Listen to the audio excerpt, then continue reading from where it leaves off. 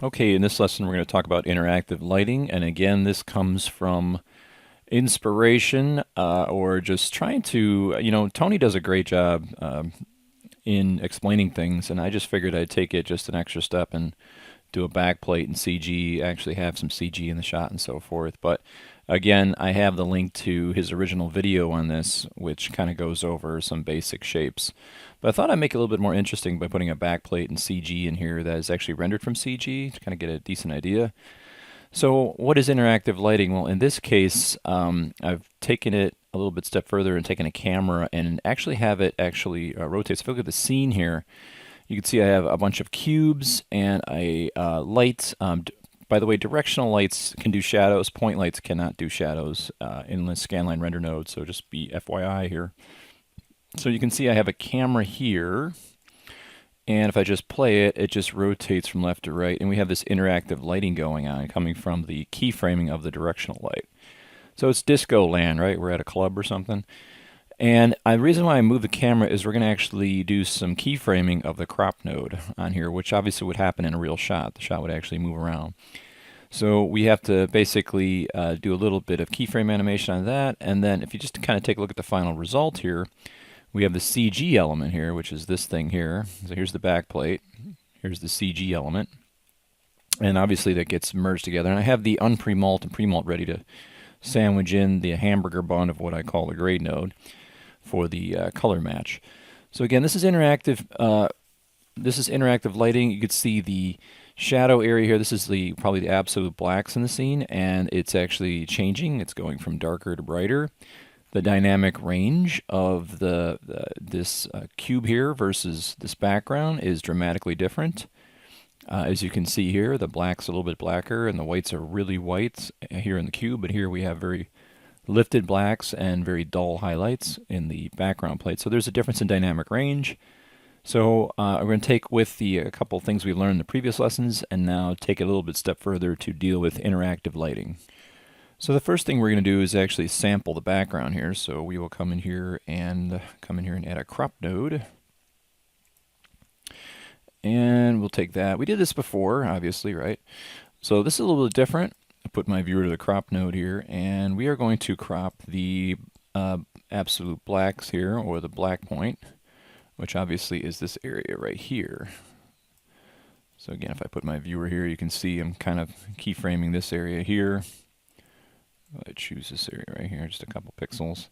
And again, you could keyframe this with this box keyframe here. So again, you can grab this and set a key, and as the shot pans across here, I can take this and move it over here. So I just want to make sure that it's actually sitting on there. You don't want to have it actually come off to the side. So if I just go ahead and just play this through, and hopefully it's updating. I'm just going to have to cache it through, I guess. It's not going to show unless I stop it. So if I just go ahead and stop it, you can see that the animation is staying with the black point here. So with that said, we just hit reformat with the crop, and what you get here is a black point that has an animation change here. And again, what we do with this is we average this data information. So again, we use the curve tool right here, and we just have it set to average intensity. So we can average all these pixels together, what few there are. And this time we're going to go ahead and do average intensities, hit go, and we choose the frame range, which is the input, which is 1 to 30 in this case. So I'm going to hit OK and let it go through. And it basically gave me, if you take a look at the intensity data here, we have the changing of the black point, XYZ data. So again, that is our black point. And now let's do our white point. So again, once again, we just add another beautiful crop node, come over here, and put our viewer to it. And I'll disable the crop node for now so we don't see anything. And I'm just going to get the white point, which is this little highlight right here, off to the side. So I'm going to go and try to grab a hold of the brightest area. And again, you can hit the letter Y, bring down your intensity here on your gamma, and try to find the area that you know to be the basic white point. And I could just right click and say set key, and just go through the entire animation here to kind of stay put with this, like that. So I just want to make sure that I'm not going off the edge right there. So just keeping an eye on that. There we go. So you can see as we kind of scrub across here, the background plate here, let me go back to color information, is changing.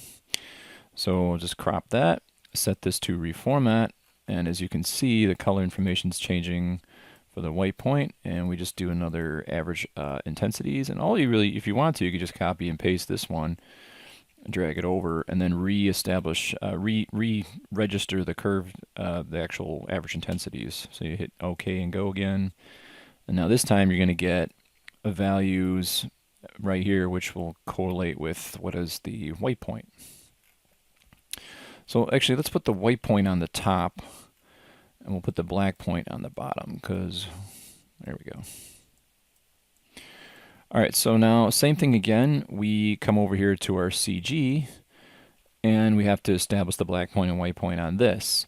So instead of doing this all in one grade node, we're going to do it with one grade node for the white point, and then one merge node set to hypoth,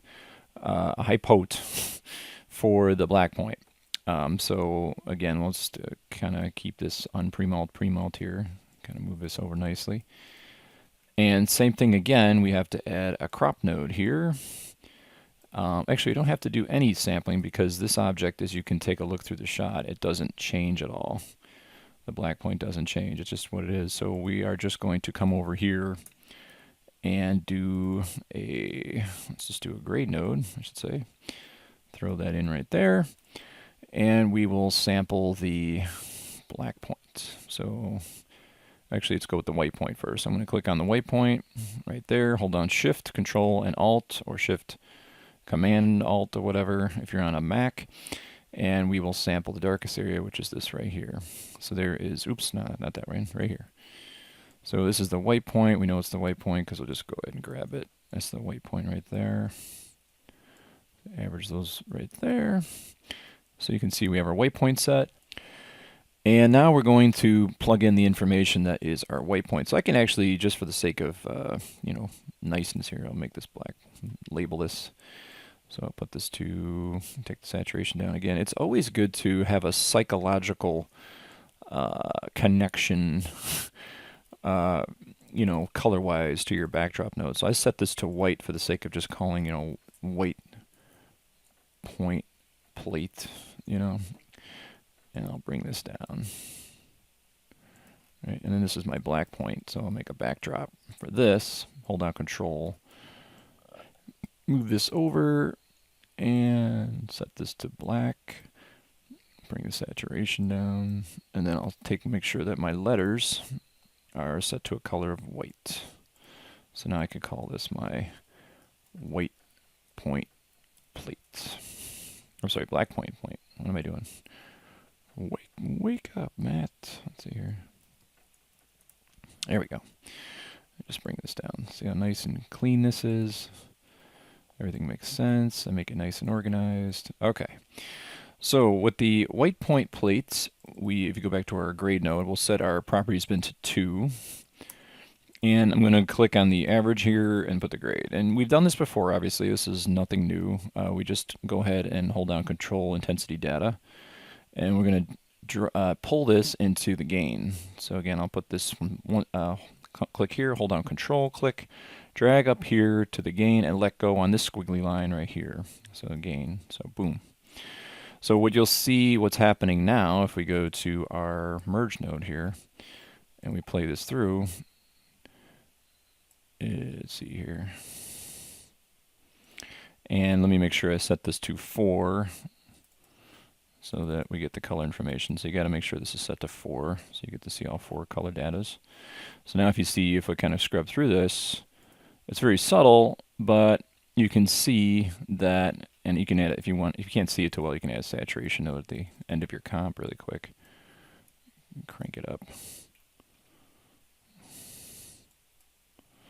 Put this to like 10. So you can see that our whites are being adjusted, but our blacks are still not changing. But overall, we already got something that's starting to, look pretty good, right?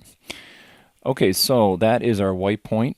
So setting the white point. So if you want to, you can even add a notary here. So you can add a a nice little sticky note and say setting white point.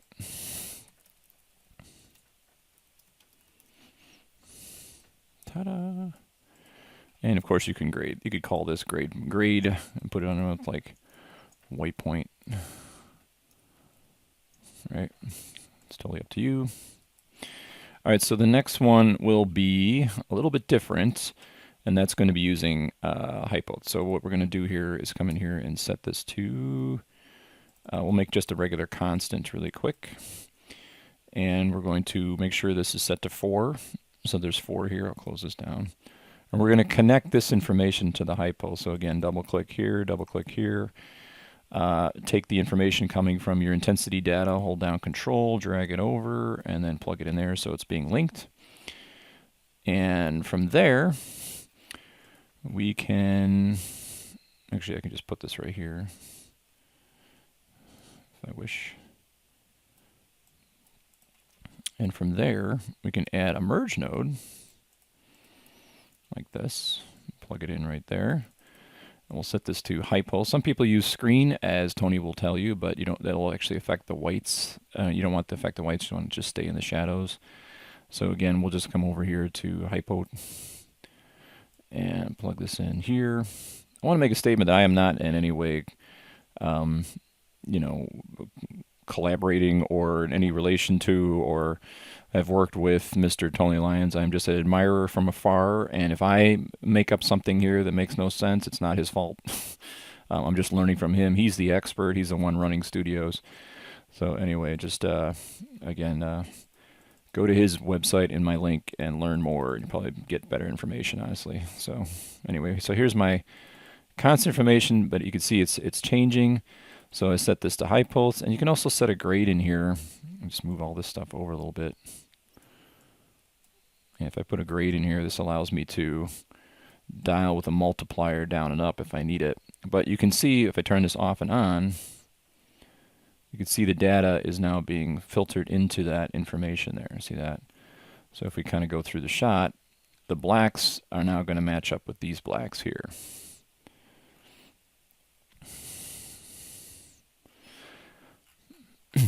So that's pretty much it. Just pull this down right, like this right here when it comes to setting these up. Now, again, when it comes to the information of an ever-changing black point on here, you know, obviously for color grading, you definitely want to set the blacks and whites, you know, on this guy right here, you know. So it's going to be a little bit tricky in that respect. So you can do this this way, or you could do just the grade node and plug the data into, you know, if you take this grade node, you could see that we're, you know, we have the white, the gain, or you can do what I did in previous lesson, which is use the lift and the multiply as opposed to this technique to establish the black point. Now, the only reason why you would actually do this is that you might want to do some color correction or add a specific color tint on this object in between these two here. So for instance, and again, this is something I learned from Tony, that if you go to the grade node, you can come over here and adjust this and make it slightly bluer, and that way this will be adjusted. So if you want to tint this a little bit bluer or darker or whatever for the object, you can do so. But again, as you can see, we started from, I'll go ahead and take these two nodes here and just disable them. We started with this piece here where the dynamic range didn't make any sense. And now we actually merge these together. And if we take a look here, we'll see that we're getting something halfway decent, like I said, in the shot. And because we have these animated crop nodes, it's all making sense. So I'll just go ahead and show you the full composition of this. Again, try to keep this nice and clean. You can even try to avoid 45-degree angles by doing stuff like this. And that should, so again, you could just make a nice little sticky note right here and say setting black point.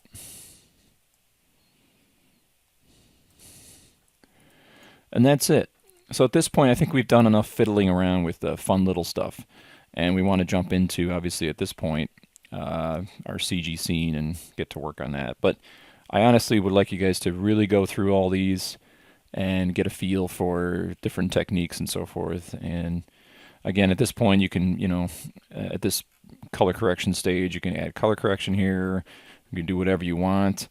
Again, if you did any changes to your, actual AOV pass merging together of your beauty pass, that information would have to get propagated to if you did match the blacks and the whites and so forth. But again, you can just see how you can kind of fill this up. One last thing I want to talk about is the grade node here on the backplate. You can see that if you feel that you need a little bit more of this influence of this color, you can take the multiplier gain, which are both multiplication, and increase that. So you can see if I push this a little bit more, it's pushing more of that color information for the blacks. I could pull this down, and it's taking it basically out. So again, when you have a multiplier and you set that multiplier to 0, you're basically taking the influence completely out of the picture because it's basically taking it to 0. It's like a fade in, fade out, or an on-off switch from 0 to 1 with multiplication. As a side note, in your grade node here for your waypoint, you can actually come in here and adjust adjust the gamma. So if you feel you want to make this a little bit darker here, again, you're not really touching the absolute blacks. They are getting a little bit darker, but they're not getting too dark. You could take the gamma up. Yeah, it's a little bit tricky. It is adjusting a couple things there, but see, I could take this down or whatever. Take the multiplication down. So whatever you prefer, and then you can intensify, go to multiply, and add a little bit more blue if you prefer. So if you want to like add some more saturation in here or something, blue, you can switch it, push it more towards magenta or whatever. Let's see here.